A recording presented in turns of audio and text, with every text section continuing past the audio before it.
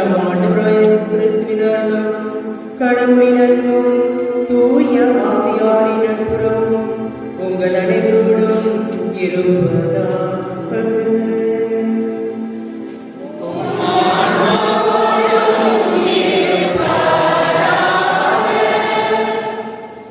பேரன்புக்குரிய தந்தை சார்ல்ஸ், தந்தை ரொசாரியோ, தந்தை பெனூட்டன் மற்றும் கண்ணியர்கள் மற்றும் பெரிய சகோதர சகோதரிகளே, இந்த மாலை நேரத்திலே இந்த அருமையான அருளின் மாதாவின் பசிலிக்காவில் நாம் கூடியிருக்கின்றோம். நாம் அனைவரும் தமசு காலத்தில் இந்த அருமையான பசிலிக்காவுக்கு வந்து இறைவனிடம் பெற்றோம் என்பதற்காகவும் அந்த அன்னையின் ஆசிரியை பெறுவதற்காகவும் இருக்கின்றோம். உங்கள் அனைவரையும் மீரட் மறைமாவட்டத்தின் பேரால் வருகைந்து உங்கள் அனைவரையும் அன்போடும் பாசத்தோடும் வரவேற்கின்றேன். இந்த திருப்பணியை நாம் தகுந்த முறையில் ஒப்புக் கொடுக்க நம்முடைய பாவங்களை ஏற்று மனவருந்தி அவைகளுக்காக இறைவனிடம் மன்னிப்பு வேண்டுவோம்.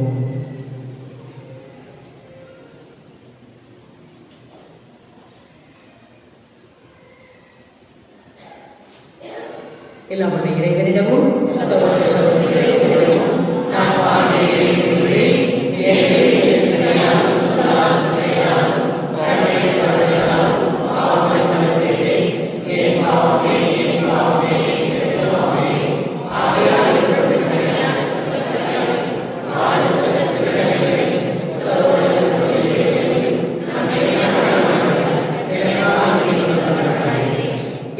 இறைவன் நம்மை இருக்க வைத்து நம் பாவங்களை மன்னித்து நம்மை நிலை வாழ்வுக்கு அழைத்துச் செல்வாராக.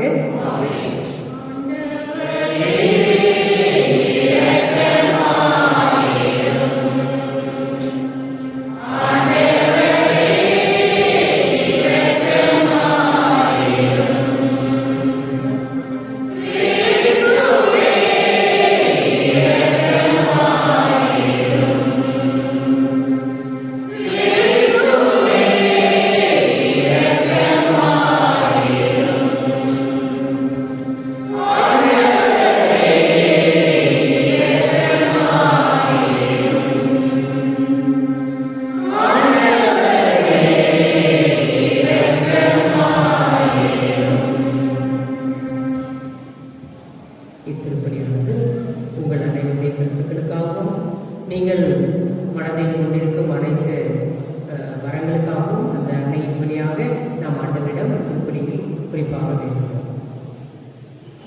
மன்றாடுவோமாக.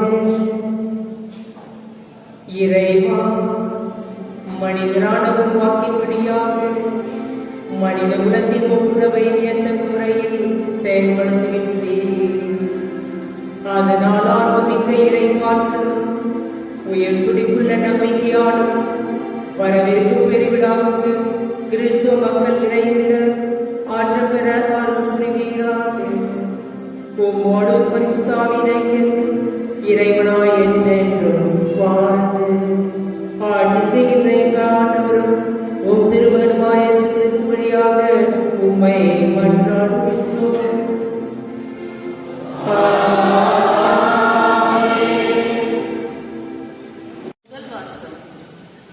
இறைவாக்கினர் 1 சாமுவேலிலிருந்து வாசிக்கும். அதிகாரம் 16 1 முதல் 7 வரை, 10 13 முடியும் வரை.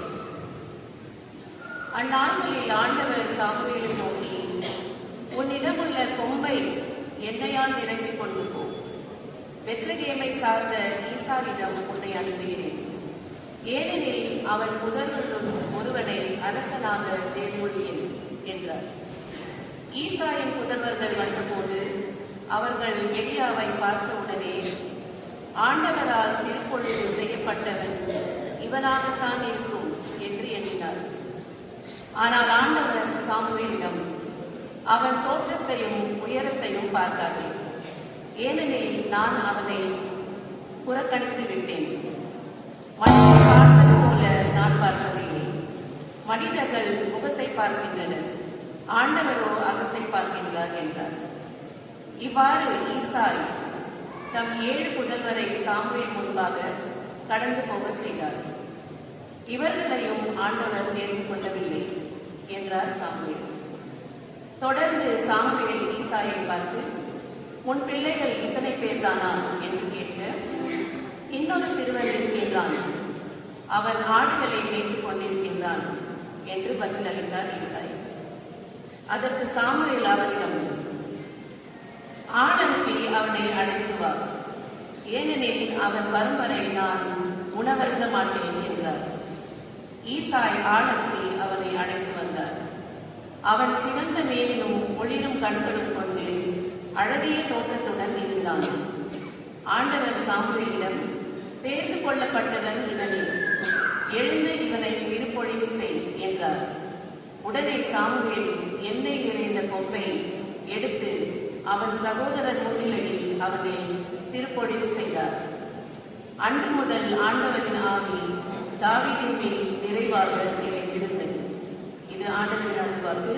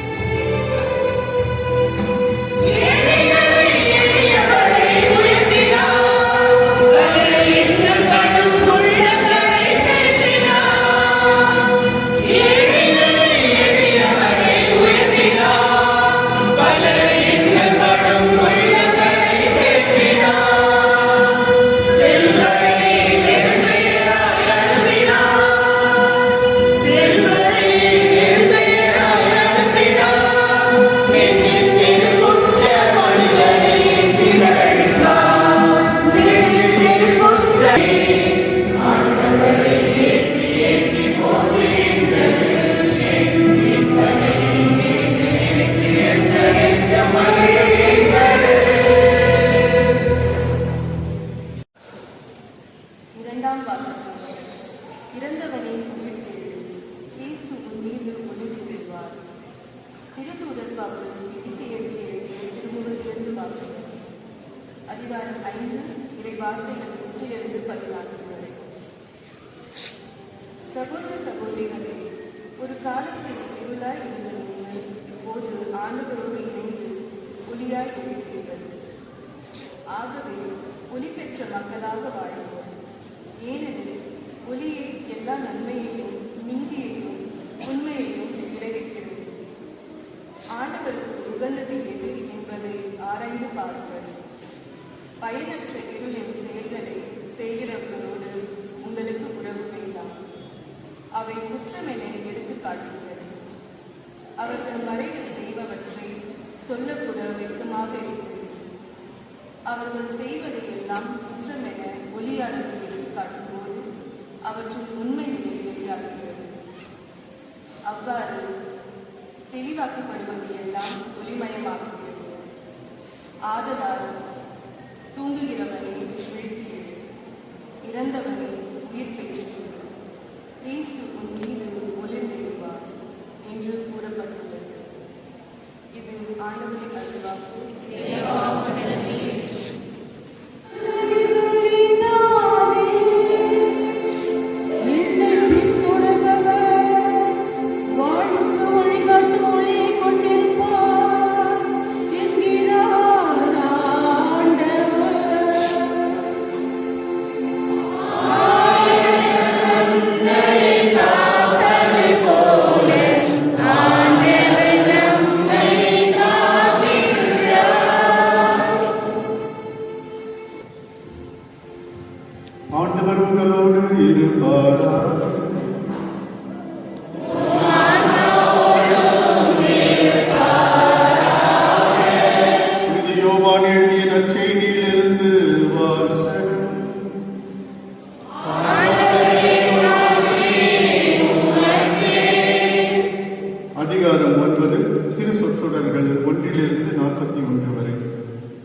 அக்காலத்தில் இயேசு சென்று கொண்டிருக்கும் போது பிறவியிலேயே பார்வையற்ற ஒருவரை கண்டார். ரபி, இவர் பார்வையற்றவராய் பிறக்க காரணம் இவர் செய்த பாவமா, இவர் பெற்றோர் செய்த பாவமா என்று இயேசுவின் சீடர்கள் அவரிடம் கேட்டார்கள். அவர் மறுமொழியாக, இவர் செய்த பாவமும் அல்ல, இவர் பெற்றோர் செய்த பாவமும் அல்ல, கடவுளின் செயல் இவர் வழியாக வெளிப்படும் பொருட்டே இப்படி பிறந்தார். பகலாய் இருக்கும் வரை என்னை அனுப்பியவரின் செயலை நான் செய்ய வேண்டியிருக்கிறது. இரவு வருகிறது, அப்போது யாரும் செயலாற்ற இயலாது. நான் உலகில் இருக்கும் வரை நானே உலகின் ஒளி என்றார். இவ்வாறு கூறிய பின் அவர் தரையில் உமிழ்ந்து உமிழ் நீரால் சேறு உண்டாக்கி அச்சேற்றை பார்வையற்றவருடைய கண்களில் பூசி, நீர் சிலோவாம் குளத்துக்கு போய் கண்களை கழுவும் என்றார். சிலோவாம் என்பதற்கு அனுப்பப்பட்டவர் என்பது பொருள். அவரும் போய் கழுவி பார்வை பெற்று திரும்பி வந்தார். அக்கம் பக்கத்தாரும் அவர் பிச்சை எடுத்துக் கொண்டிருந்ததை முன்பு பார்த்திருந்தோரும், இங்கே அமர்ந்து பிச்சை எடுத்துக் கொண்டிருந்தவர்கள் இவரல்லவா என்று பேசிக் கொண்டார்கள். சிலர் அவரே என்றனர், வேறு சிலர் அவரல்ல, அவரை போல இவரும் இருக்கிறார் என்றனர். ஆனால் பார்வை பெற்றவர், நான் தான் அவன் என்றார். அவர்கள், உமக்கு எப்படி பார்வை கிடைத்தது என்று அவரிடம் கேட்டார்கள். அவர் அவர்களை பார்த்து, இயேசு எனப்படும் மனிதர் சேறு உண்டாக்கி என் கண்களில் பூசி, சிலோவாம் குளத்துக்கு போய் கண்களை கழுவும் என்றார். நானும் போய் கழுவினேன், பார்வை கிடைத்தது என்றார். அவர் எங்கே என்று அவர்கள் கேட்டார்கள். பார்வை பெற்றவர், எனக்கு தெரியாது என்றார். முன்பு பார்வையற்றவராய் இருந்த அவரை அவர்கள் பரிசேயரிடம் கூட்டி வந்தார்கள். இயேசு சேறு உண்டாக்கி அவருக்கு பார்வை அளித்த நாள் ஒரு ஓய்வு நாள். எனவே எப்படி பார்வை பெற்றாய் என்னும் அதே கேள்வியை பரிசேயரும் கேட்டனர். அதற்கு அவர், இயேசு என் கண்களில் சேறு பூசினார், நான் கண்களை கழுவினேன், இப்போது என்னால் பார்க்க முடிகிறது என்றார். பரிசேயரும் சிலர், ஓய்வு நாள் சட்டத்தை கடைபிடிக்காத இந்த ஆள் கடவுளிடமிருந்து வந்திருக்க முடியாது என்றார். ஆனால் வேறு சிலர், பாவியான ஒரு மனிதரால் இத்தகைய அருள் அடையாளங்களை செய்ய இயலுமா என கேட்டனர். இவ்வாறு அவர்களிடையே பிளவு ஏற்பட்டது. அவர்கள் பார்வையற்றவரிடமிருந்து, உமக்கு பார்வை அளித்த அந்த ஆளை குறித்து நீ என்ன சொல்கிறாய் என்று மீண்டும் கேட்டனர். அவர் ஒரு இறைவாக்கினர் என்றார் பார்வை பெற்றவர். அவர் பார்வையற்று இருந்து இப்பொழுது பார்வை பெற்றுள்ளார் என்பதை அவருடைய பெற்றோரை கூப்பிட்டு கேட்கும் வரை யூதர்கள் நம்பவில்லை. பிறவியிலேயே பார்வையற்று இருந்தான் என நீங்கள் கூறும் உங்கள் மகன் இவன்தானா? இவனுக்கு எப்படி கண் தெரிகிறது என்று கேட்டார்கள். அவருடைய பெற்றோர் மறுமொழியாக, இவன் எங்களுடைய மகன்தான், இவன் பிறவியிலிருந்தே பார்வையற்றவன் தான். ஆனால் இப்போது அவனுக்கு எப்படி கண் தெரிகிறது என்பதோ, அவனுக்கு யார் பார்வை அளித்தார் என்பதோ எங்களுக்கு தெரியாது. அவனிடமே கேளுங்கள், அவன் வயது வந்தவன் தானே, நடந்ததை அவனே சொல்லட்டும் என்றனர். யூதர்களுக்கு அஞ்சியதால் தான் அவருடைய பெற்றோர் இப்படி கூறினர். ஏனெனில் இயேசுவை மெசியாவாக ஏற்றுக்கொள்ளும் எவரையும் தொழுகை கூடத்திலிருந்து விலக்கிவிட வேண்டும் என்று யூதர்கள் ஏற்கனவே தங்களிடையே உடன்பாடு செய்திருந்தார்கள். அதனால் அவருடைய பெற்றோர், அவன் வயது வந்தவன் தானே, அவனிடமே கேட்டுக் கொள்ளுங்கள் என்றனர். பார்வையற்றிருந்தவரை யூதர்கள் இரண்டாம் முறையாக கூப்பிட்டு அவரிடம் உண்மையை சொல்லி கடவுளை மாட்சிப்படுத்து, இம்மனிதர் ஒரு பாவி என்பது எங்களுக்கு தெரியும் என்றார். பார்வை பெற்றவர் மறுமொழியாக, அவர் பாவியா இல்லையா என்பது எனக்கும் தெரியாது. ஒன்று மட்டும் எனக்கு தெரியும், நான் பார்வையற்றவனாக இருந்தேன், இப்பொழுது பார்வை பெற்றுள்ளேன் என்றார். இது வாழ்வு தரும் கிறிஸ்துவின் நற்செய்தி. இயேசுவின் பிரியமான சகோதர சகோதரிகளே, ஒரு நாள் ஒரு கிராமத்தில் ஒரு பார்வையற்ற மனிதன் வாழ்ந்தான். அவனுடைய நண்பன் அதே கிராமத்தில் ஒரு பக்கத்து தெருவில் குடியிருந்தான். அதாவது அந்த கிராமத்தின் கடைசி தெருவில்.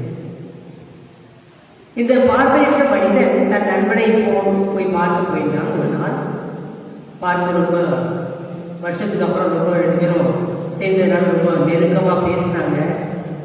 ஒருத்தர் பழகினதுனால ரொம்ப க்ளோஸாக உட்காந்து பேசி ரொம்ப நேரம் பேசிட்டு இருந்தாங்க. அங்கே அந்த நண்பன் வெளியில பார்க்கும்போது திடீர்னு இருட்டாக ஆரம்பிச்சிருந்தது. சாயந்தர நேரம், மாலை நேரம். அப்போது அந்த மனிதன் போய் தன்னுடைய நண்பரிடம், பார்வையற்றவரிடம், நண்பா, இருட்டாகிவிட்டது, நீ இன்று எங்கள் வீட்டிலேயே தங்கிவிட்டு நாளைக்கு போகலாம் என்று சொன்னான். அந்த பார்வையற்ற மனிதன் வெளியே பார்த்துவிட்டு தெரியாது எதுவும். உடனே அந்த நண்பனிடம் சொன்னான், எனக்கு பகலும் இருட்டும் ஒன்றுதான், அதனால் நான் இப்பொழுது என் வீட்டுக்கு போகிறேன் என்று சொன்னான் அவனிடம். சரி, நீ போறதா இருந்தா போ, ஆனால் கையில ஒரு விளக்கு எடுத்து கொடுத்து நீ பார்வையற்றவன், அதனால இந்த விளக்கு கையில வச்சுக்கணும். ஏன்னா வெளியில வர்றவங்க சைக்கிள்ல மற்ற வண்டியில வர்றவங்க ஒதுங்கி போவாங்க, அதனால இந்த கையில மட்டும் இந்த விளக்கு எடுத்துட்டு நீ போ என்று கூறினான். அவனும் அதை வாங்கி நடந்து திரும்பி அவனுடைய வீட்டுக்கு திரும்பி வந்து கொண்டிருந்தான். கொஞ்ச நேரம் கழித்து ஒரு சைக்கிள் அவனை உடனே மோதிட்டான். இவனுக்கு ஒரே கோபம். அவனை கூப்பிட்டு, ஏண்டா கையில விளக்கு வச்சிருக்கேன், விளக்கு உனக்கு தெரியாதா, விளக்கு வச்சிருந்தும் நீ என் மேல மோதிட்டு போய் அப்படி என்று அவனிடம் ரொம்ப ஆரவாரமாக கத்தினான். அதற்கு இன்னொரு மனிதன் மெதுவாக அவனிடம் நண்பா, உன்னுடைய விளக்கு அணைந்து போய் ரொம்ப நேரம் ஆகிவிட்டது, அது உனக்கே தெரியவில்லை என்று கூறினான். இயேசுவின் பிரியமான சகோதர சகோதரிகளே, அவன் அப்போதான் நினைத்திருந்தான், விளக்கு இல்லாமலே அணைந்து போயே நான் நடந்து வந்து கொண்டிருக்கிறேன் என்று கூறுகிறார். இன்றைய வாசங்களும் இதே போல ஒரு செய்தியை நம்ம கொடுக்க ஆண்டவர் இயேசு நம் அனைவரையும் அழைக்கின்றார். இன்றைய நற்செய்தியிலே நாம் கேட்டோம், ஆண்டவர் இயேசு ஒரு பிறவியிலே பூரணமாய் இருந்த ஒருவனை குணமாக்குகின்றார். அவன் குணமாக்குவதற்கு முன்பு சிஷ்யர்கள் அவனிடம் கேட்கிறார்கள், இவன் ஏன் குருடனாய் இருக்கிறான், இவனுடைய பாவமா இல்லது முன்னோர்கள் செய்த பாவமா என நிர்கமன புத்தகத்திலே நாம் வாசிக்க கேட்போம். ஆண்டவர் அவர்கள் சொன்னார், நீ பாவம் செய்தால் உன்னுடைய தலைமுறைக்கு நான் உங்கள் மேல் அந்த பாவத்தை சுமத்துவேன், அந்த பாவத்திற்காக நீங்கள் பரிகாரம் செய்ய வேண்டும் என்று கூறியிருந்தது. அதை நினைவில் வைத்து சிஷ்யர்கள் ஆண்டவரிடம், இவன் செய்த பாவம் இல்லை முன்னோர்கள் செய்த பாவத்தினால் இவன் குருடனாய் இருக்கிறானா என்று அவர்கள் கேட்டது. அதற்கு ஆண்டவர் இயேசு ஒரு பொருத்தமான செய்தியை சொல்கிறார். இது கடவுளின் மாட்சியை வெளிப்படுத்துவதற்காக மட்டுமே. இவன் குருடனாய் இருப்பது அந்த பாவத்திற்காக அல்ல, இவர்கள் பெற்றோர்களின் பெற்றோர்கள் செய்த பாவத்திற்கல்ல, ஆனால் கடவுளின் மாட்சிமை. அதாவது கடவுளின் மாட்சிமை இங்கு வரப்போகிறது. நானே உலகின் ஒளி. புனித யோவான் எழுதிய நற்செய்தியிலே மிகவும் அழகாக நாம் வாசிக்கிறோம். 8:12 ஆண்டவர் இயேசு சொல்கிறார், நானே உலகின் ஒளி, என்னை பின் செல்பவன் இருளில் எப்பொழுதும் நடக்க மாட்டான் என்று கூறுகின்றார். அதே போல இசையா புத்தகத்தில் நம்ம அருமையாக வாசிக்கும் இசையா என்ன சொல்கிறார், மெஸ்ஸியா வரும்போது குருடர்கள் பார்வை பெறுவர், உவமைகள் பேசுவார்கள், நடக்க முடியாதவர்கள் நடந்து செல்வார்கள் என்று எழுதியிருக்கின்றது. யானை மெஸ்ஸியா வரும்போது இந்த புதுமைகள் எல்லாம் நடக்கும். இந்த புதுமையை செய்து ஒரு குருடனுக்கு பார்வை அளித்து ஆண்டவர் இயேசு நான் தான் மெஸ்ஸியா, நான் தான் உலகிற்கு ஒளி என்று அவர்களுக்கு வெளிப்பட்டிருக்கிறார். அதை இந்த குருடனும் நம்புகிறார். அவனுடைய விசுவாசம் படிப்படியாக ஆழமாகிறது. பார்க்கலாம். முதல் வாசகத்தை நாம் வாசிக்க கேட்டோம். சாமுவேல் புத்தகத்தில் இருந்து ஆண்டவர் இயேசு என்ன சொல்கிறார், நீ வெளிப்படையாக முகத்தை, சாமுவேலிடம் சொல்கிறார், நீ முகத்தை பார்த்து மக்களை மதிப்பிடுவாய், ஆனால் ஆண்டவர் உள்ளத்தை பார்க்கிறார், இதயத்தை பார்த்து அவர் மதிப்பிடுகிறார். ஆண்டவருக்கு நாம் எப்படிப்பட்டவர்கள், என்பது எல்லாமே தெரியும்.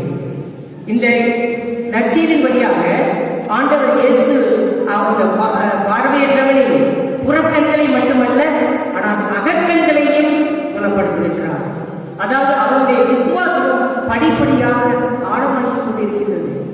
எப்படி ஆழமாகிக் கொண்டிருக்கின்றது நீங்கள் கேட்கலாம். முதலில் அவன் அந்த பரிசேயர் வந்து அவனிடம் வினாவும் போது என்ன சொல்கிறார்? அந்த மனிதன் என்னை குணப்படுத்தினார். ஒரு மனிதன், அதாவது ஆண்டவர் இயேசு அவனுக்கு ஒரு மனிதனாக தெரிந்தது. ஆனால் படிப்படியாக அடுத்த முறையில் அவன் என்ன சொல்கிறான்? அவர் ஒரு தீர்க்கதரிசி என்று சொல்கிறான். இஸ் a மெஸ்ஸையா, அவர்தான் என்னை குணப்படுத்துகிறார் என்று கூறுகிறார். மூன்றாவதாக என்ன சொல்கிறார்? அவர் இவ்வுலகத்தை சார்ந்தவர் அல்ல, அவர் மேலிருந்து வந்தவர். அதனால் தான் அவர் மெஸ்ஸியா இந்த ஒரு புதுமைகளை செய்ய முடிகிறது என்று கூறுகின்றார். ஆனால் இப்போது மூணாவது படியாக அவன் சொல்கிறான், ஆண்டவர் இயேசு விண்ணுலகத்தில் இருந்து வந்தது. நான்காவதாக ஆண்டவர் இயேசு அவரிடம் கேட்கும்போது, நீ மாணவர், அதாவது அவரிடம் என்னிடம் விசுவாசம் செய்கிறாயா, ஆண்டவரிடம் விசுவாசம் வைக்கிறாய் என்று சொல்லும்போது, அவர் யார் என்று கேட்கும்போது, நான் தான் அதை என்று சொல்லும்போது, இயேசு அவர் உடனே அவர் காலில் விழுந்து அவரை மெஸ்ஸியாக, அவரை ஆண்டவராக ஏற்றுக்கொள்கிறார். அவருடைய விசுவாசம் இன்னும் இறங்கி ஒரு என்ன சொல்வது, ஒரு அருமையான ஸ்ட்ராங்கான விசுவாசமாக மாறியது. இயேசுவின் பிரியமான சகோதரர்களே, ஆண்டவர் இயேசு அவருடைய அகக்கண்களை மட்டுமல்ல, அவருடைய புறக்கண்களை இரண்டையும் சேர்த்து அவர் குணப்படுத்தினார்.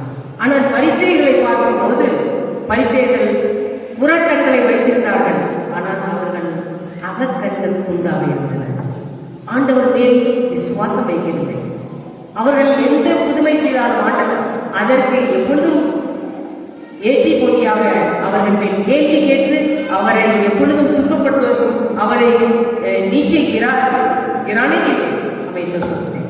அவரை எப்படி நாம் வடக்குவது, அவருக்கு எப்படி நாம் துன்பம் கொடுப்பது, அவரை எப்படி நாம் அவருடைய வாதம் செய்வது என்றுதான் அவர்கள் யோசித்துக் கொண்டிருந்தார்கள். அவர்களுக்கு புறக்கண்கள் இருந்தன, ஆனால் அகக்கண்கள் மூடியிருந்தன. அதை தான் ஆண்டவர் இயேசு சொல்கின்றார், நீங்கள் கண் இல்லாமல் இருந்தால் பாவமாக இருக்க மாட்டீர்கள், பாவத்தை விட மாட்டீர்கள், நீங்கள் தெரிந்தும் தெரியாமல் செய்கிறீர்கள் என்று கூறுகின்றார். இயேசுவின் பிரியமான சகோதர சகோதரிகளே, ஆண்டவர் இயேசு நம் ஒவ்வொருவரையும் அழைக்கின்றார். நாம் நம்முடைய அகக்கண்களை மட்டுமல்ல, புறக்கண்களை மட்டுமல்ல, அகக்கண்களை குணப்படுத்தி நம்முடைய இதயத்தில் இருந்து மற்றவர்களை பார்க்கும்படி அவர்கள் நமக்கு அழைப்பு விடுகின்றார். அந்த இதயத்தில் நாம் மற்றவர்களோடு சேர்ந்து பழகி பார்க்கும்போது எப்படிப்பட்ட மக்களாக வாழ வேண்டும். இன்றைய 2ஆம் வாசகம் நமக்கு மிகவும் விவரமாக வருகின்றது. புனித பவுலடியார் எபேசியருக்கு எழுதிய திருமுகத்தில் மிகவும் அழகாக சொல்கின்றார். என்ன சொல்கிறார்? நீங்கள் எல்லாம் இருளாக இருந்தீர்கள், ஆனால் இப்பொழுது ஒளியின் மக்களாக இருக்கின்றனர். நீங்கள் எப்பொழுது ஆண்டவர் இயேசுவின் சிஷ்யனாக மாறினீர்களோ அப்பொழுது நீங்கள் ஒளியின் மக்களாக மாறியிருக்கிறீர்கள் என்று கூறுகின்றார். நாம் எல்லாம் ஒளியின் மக்களாக அழைக்கப்படுகின்றோம். இயேசுவின் பிரியமான சகோதர சகோதரிகளே, ஒளியின் மக்களாக இருந்தால் நாம் ஒளியின் மக்களை போல நம்முடைய வாழ்க்கையில் இருக்க வேண்டும். நம்முடைய ஆச்சரியம், நம்முடைய behaviour, what we are living like people of night. And so ஆண்டவர் இயேசு நம்மை ஒளியின் மக்களாக வாழ நமக்கு அழைப்பிருக்கின்றார். ஒளியின் மக்களாக நாம் எப்படி வாழ முடியும்?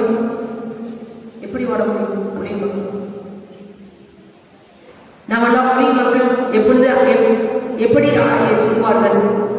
முதல் கிறிஸ்தவர்களை ஞாபகம் இருக்கிறது. முதல் கிறிஸ்தவர்கள் எப்படி வாழ்ந்தார்கள்?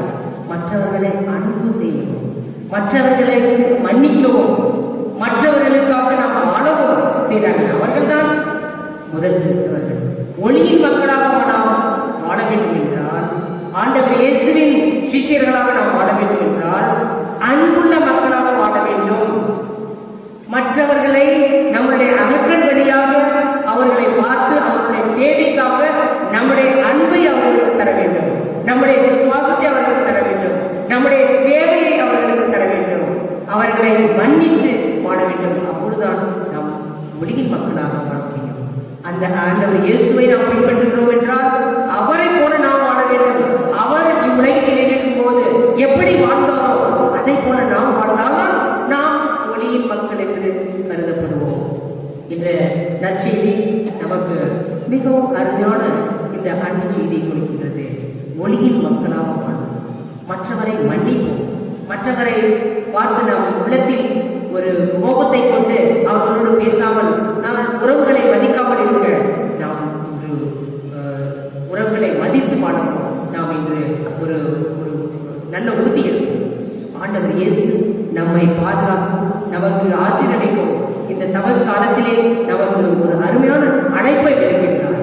அந்த அழைப்பை ஏற்று நாம் அவருடைய வாழ்வில் அவருடைய வழியில் சென்று ஒளியின் மக்களாக திகழ இன்றைய திருப்பலிலே குறிப்பாக நாம் கொண்டாடுவோம்.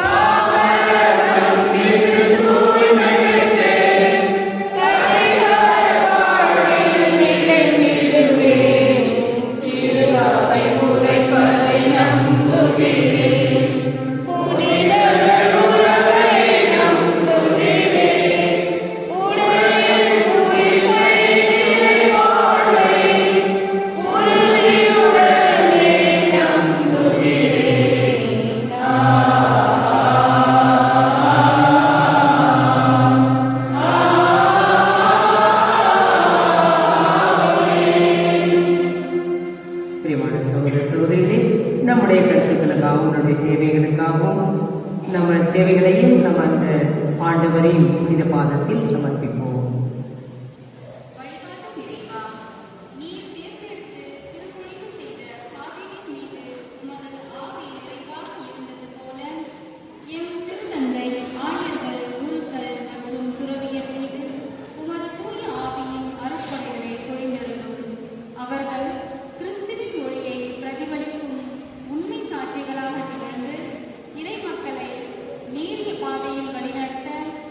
வேண்டுமென்று கிருபை அன்னையின் வழியாக இறைவா உம்மை மன்றாடுகிறோம்.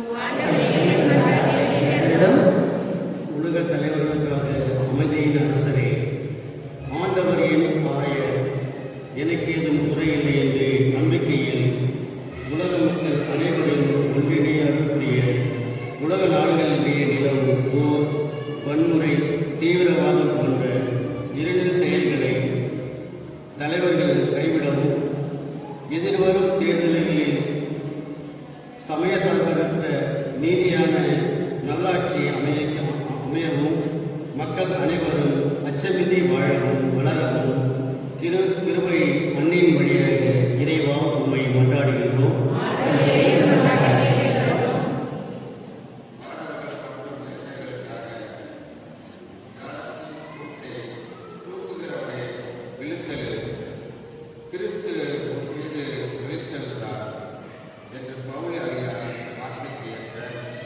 பொதுத் தேர்வு எழுதும் மாணவர்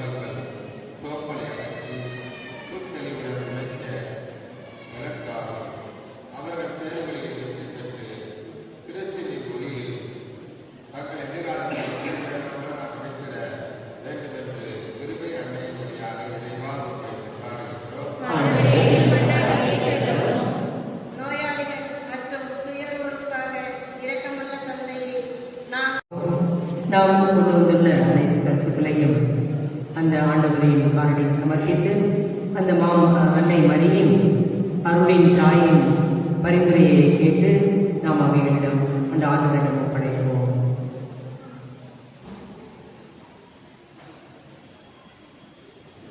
அன்பு தந்தை இறைவா, உம்முடைய திருமகனின் வழியாக நீர் அழகாக கூறுகின்றீர், கேளுங்கள் தரப்படும், தட்டுங்கள் திறக்கப்படும், தேடுங்கள் கண்டடைவீர்கள் என்று கூறுகிறீர்கள்.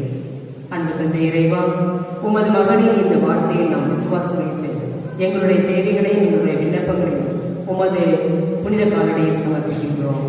இத்தேவைகளை நீர் கருணைகள் கூர்ந்து இவர்களுடைய உம்முடைய விருப்பத்திற்கேற்ப இவைகளை நிறைவேற்றும். எங்கள் ஆண்டவராகிய கிறிஸ்து வழியாக உம்மை மன்றாடுகின்றோம்.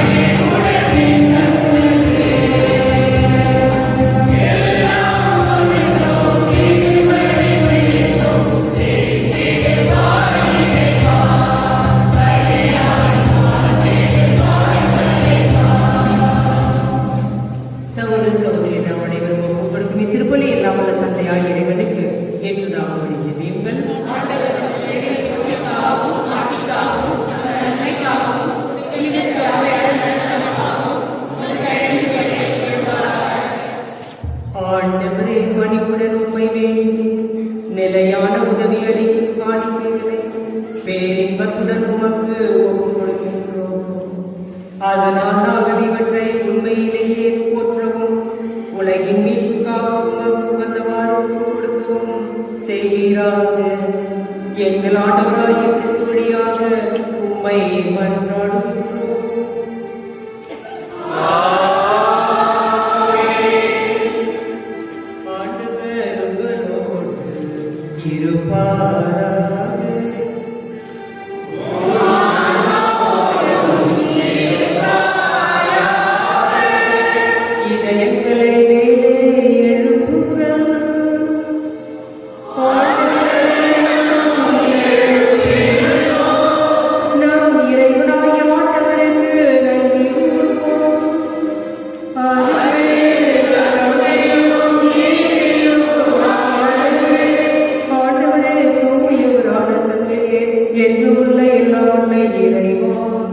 எங்கள் ஆண்டவராகிய கிறிஸ்து வழியாக என்னாலும் இவ்விடத்திலும் நாங்கள் உமக்கு நன்றி செலுத்துவது மெய்யாகவே தகுதியும் நீதியுமாகும்.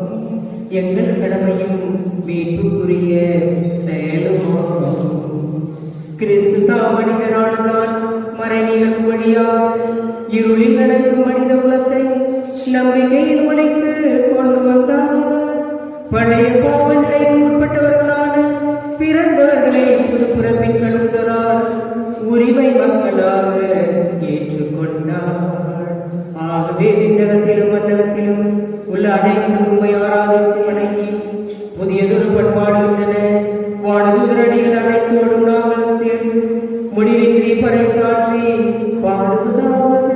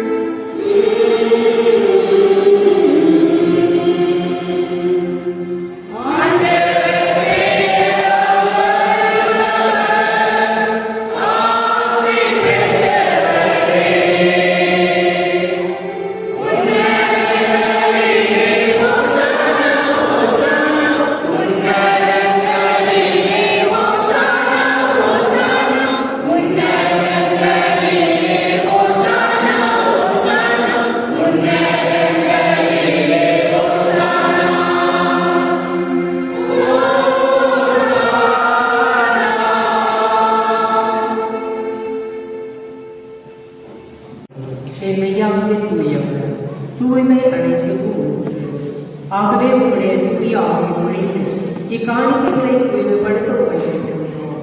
இவ்வாறு எங்கள் ஆண்டவர் இயேசு கிறிஸ்துவின் உடலும் இரத்தமுமாக எங்களுக்கு இவை மாறுவனவாக. அவர் பாடுபட உலகம் கணித்து தம்மை கையளித்த போது அப்பத்தை எடுத்து நன்றி செலுத்தி அதை விட்டு தம் சீடர்களுக்கு அளித்து கூறியதாவது: அனைவரும் இதிலிருந்து பெற்று உண்ணுங்கள், ஏனெனில் இது உங்களுக்காக கையளிக்கப்படும் என் உடல்.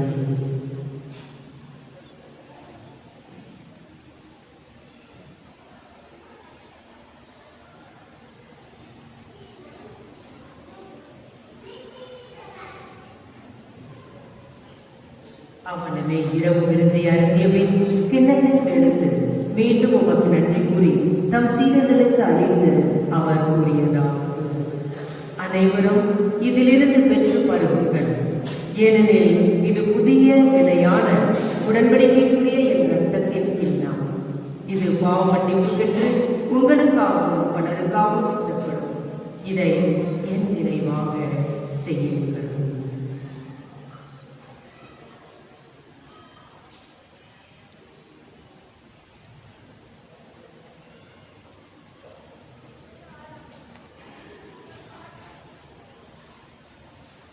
நம்பிக்கையின் மறைபொருள்: ஆண்டவரே, நீர் வருவனமும் உமது மரணத்தை அறிந்திருக்கின்றோம், உமது உயிர்ப்பினை எடுத்து வைக்கின்றோம். ஆகவே ஆண்டவரே, நாங்கள் கிறிஸ்துவின் இறப்பினையும் உயிர்ப்பினை நினைக்கொண்டு வாழ்வுதல் அப்பத்தையும் மீட்பளிக்கும் கிண்ணத்தையும் உமக்கு ஒப்புக் கொடுக்கின்றோம். உம் திருமுன்னின்று உமக்கு ஊழியம் புரிய தகுந்தவர்கள் என எங்களை ஏற்றுக்கொண்டீர். எனவே உமக்கு நன்றி செலுத்துகின்றோம். மேலும் கிறிஸ்துவின் உடலிலும் இரத்தத்திலும் பங்கொள்ளும் எங்களை தூய ஆவியால் ஒன்று சேர்க்க வேண்டும் என உமை தாழ்மையுடன் மன்றாடுகின்றோம்.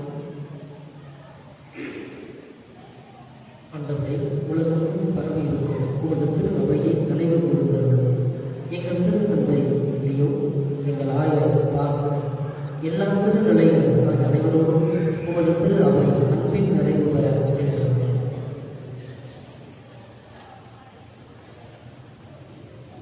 தந்தையே, இன்றைய நாட்களில் நாங்கள் நன்மை பலியாகவும் விடுதல் பலியாகவும் ஒப்புக் கொடுக்கக்கூடிய அனைத்து கருத்துக்களுக்கும் நீர் கனிவாய் செவிசாய் தருளும். எங்களுக்காக திருப்பலியை நிறைவேற்றக்கூடிய அன்பு ஆயர் பாஸ்கர் ஜெயசுராஜ் அவர்களையும் இப்பங்கனுடைய குருவானவர் மார்ட்டின் அவர்களையும் பங்கு மக்களையும் நிறைவாக நீர் ஆசீர்வதிப்பீராக. இத்திருப்பலின் வழியாக வேண்டுகின்ற மக்களுடைய குரல்கள் அனைத்திற்கு நீர் கனிவாய் செவிசாய்த்து இவருடைய தேவைகள் அனைத்தையும் நீர் பூர்த்தி செய்திருக்கிறாக. மேலும் உயிர்த்தெழுவோம் என்கின்ற நம்பிக்கையோடு இறந்து போன எங்கள் சகோதர சகோதரிகளையும் இறந்தோர் அனைவரையும் உடைய இரக்கத்திற்குள் எடுத்துக்கொள்ளும். எங்கள் அனைவர் மீதும் இரக்கமாயிரும். இறைவனின் கன்னித்தாயிரம் ஆட்சிமிக்க மரியா, அவருடைய கணவர் சுசையப்பர், அனைத்து அப்போஸ்தலர்கள், இவ்வுலகில் உமக்கு வந்தவராய் இருந்த ஆகிய புனிதர் அனைவருடன் நாங்கள் நிலையான வாழ்வில் தோழமை கொண்டு உம் திருமகன் இயேசு கிறிஸ்து வழியாக உம்மை பொழுது வரவருள உம்மை தாழ்மையாய் வேண்டுகின்றோம்.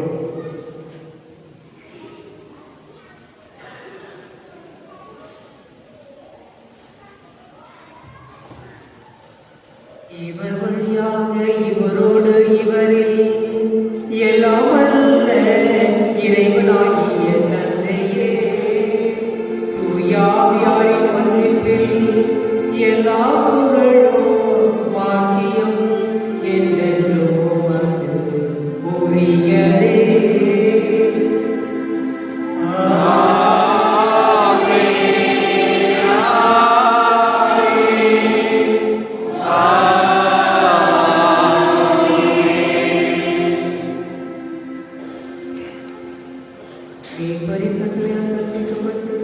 இறைப்படிக்கையால் பயிற்சி பெற்று நான்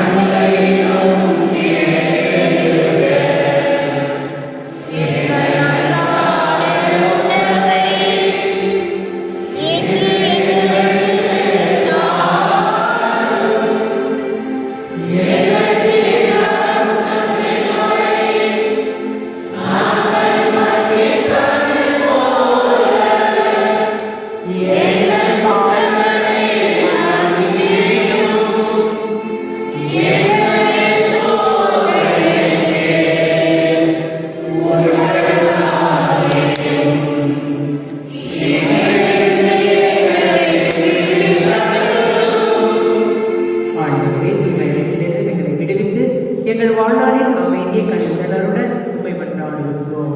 உமது இரக்கத்தின் உதவியால் நாங்கள் பாவத்திலிருந்து எப்பொழுது விடுதலை பெற்று யாதொரு கலகம் இன்றி நலமாய் இருப்போமாக. நாங்கள் எதிர்நோக்கி இருக்கும் பேரின்பத்துக்காகவும் எமீப்ராய் இயேசு கிறிஸ்துவின் வருகைக்காகவும் காத்திருக்கின்றோம். ஆண்டவராய் இயேசு கிறிஸ்துவே, அமைதியை உங்களுக்கு விட்டுச் செல்கின்றேன், என் அமைதியை உங்களுக்கு அளிக்கின்றேன் என்று உம் திரு தூதர்களுக்கு மொழிந்தீரே. எங்கள் பாவங்களை பாராமல் உமது திரு அவையின் நம்பிக்கையை கண்ணோக்கி உமது திருவுளத்திற்கு ஏற்ப அதற்கு அமைதியையும் ஒற்றுமையையும் அளித்தருள்வீராக. என்றென்று வாழ்ந்து ஆட்சி செய்கின்றவர் நீரே.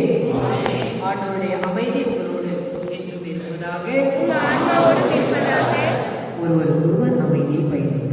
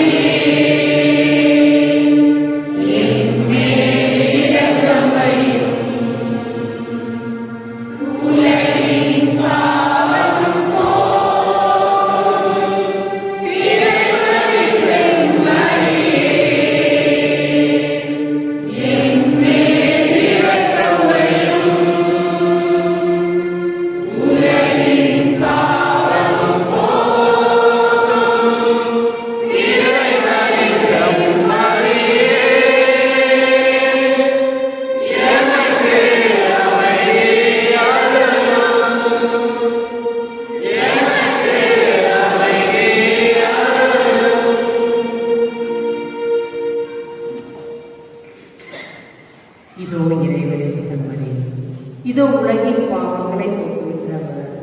செம்மறியின் அன்பிருந்து கிடைக்க பெற்ற நாம் அனைவரும் பேர் பெற்றோம்.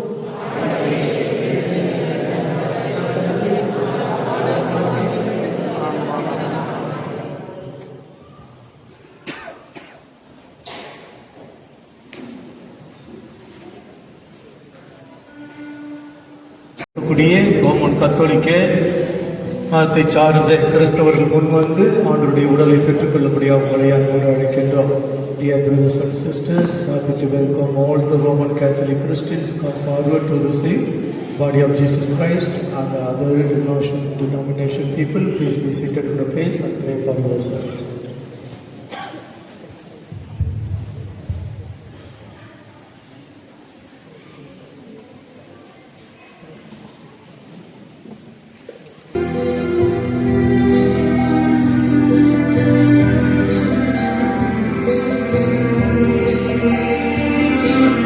உன்னோடு நான்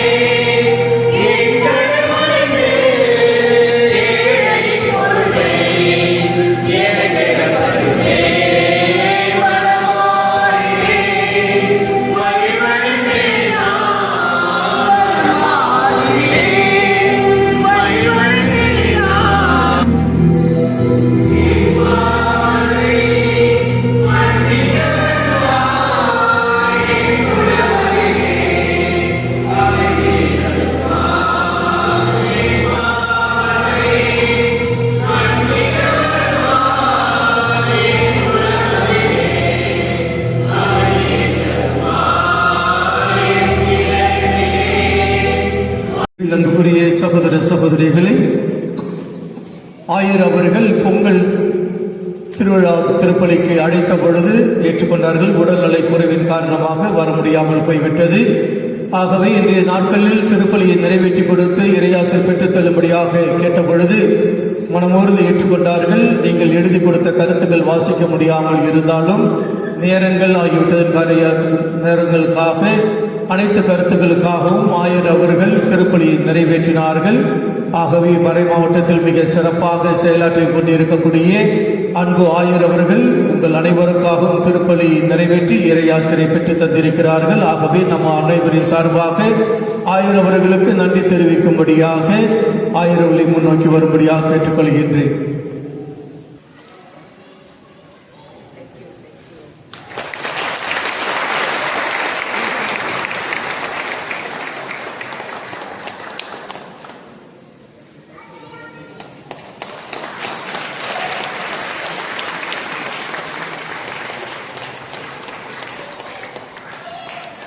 பார்த்த மாதிரி இங்கே பாருங்கள்.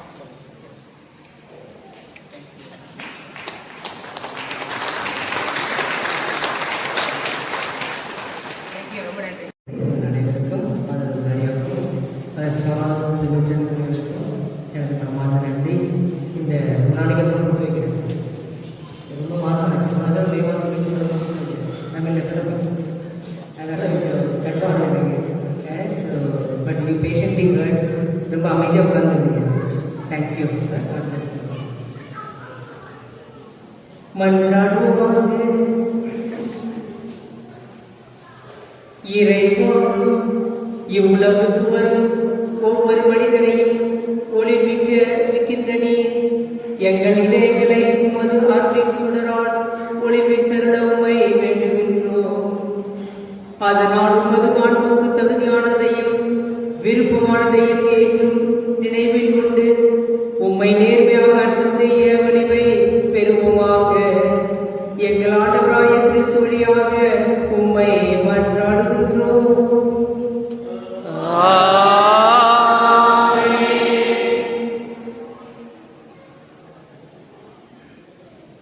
ஆண்டவர்களோடு இருப்பாராக.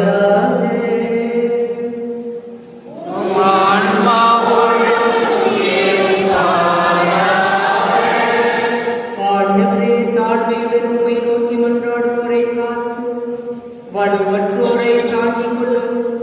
சாமி நிழலில் நடப்போரை உமது நிலையான ஒளியால் உயிர் பெறச் செய்திருந்தும் தீமை அனைத்திலிருந்தும் உமது இரக்கத்தால் அவர்களை விடுவித்து நிறைவான நன்மைக்கு அவர்கள் வந்து சேர அருள் புரிவீராக. எங்கள் ஆண்டவராகிய கிறிஸ்து வழியாக உம்மை மன்றாடுகின்றோம். எல்லாம் வல்ல இறைவன் தந்தை மகன் தூயாவி உங்கள் அனைவரையும் நிறைவாக ஆசீர்வதிப்பாராக.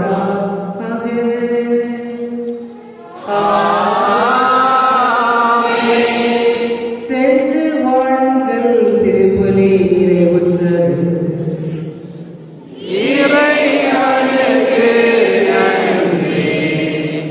அன்புக்குரியவர்களே, இறுதி பாடல் முடிந்தவுடன் தயவு செய்து உடனடியாக பெருத்துக்கு செல்லும்படியாக உங்களை கேட்டுக்கொள்கின்றேன். அடுத்த திருப்பலியானது ஆரம்பமாகிறது. ஏற்கனவே நேரம்